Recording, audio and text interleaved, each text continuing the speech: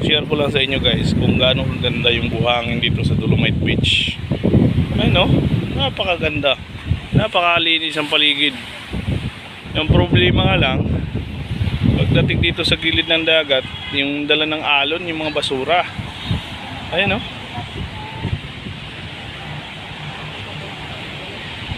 Ayun no, puro basura hanggang doon yan guys. Huwag naman yung gano'n, yung kung saan lang tayo na tatapon ng basura. Ilagay lang natin sa tamang lagayan yung mga basura natin guys. Tulong na natin sa gobyerno yan.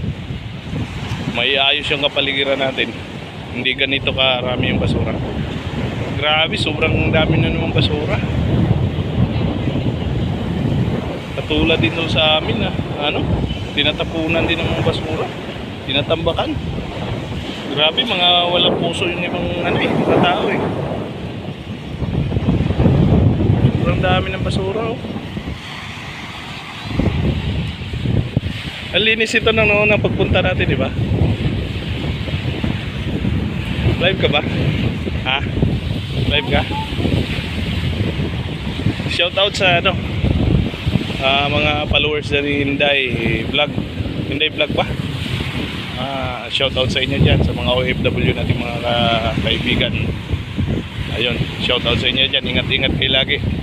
Tingnan nyo yung Dolomite Beach oh. Yung gobyerno natin pilit nililinis, tapos ganito na naman ngayon.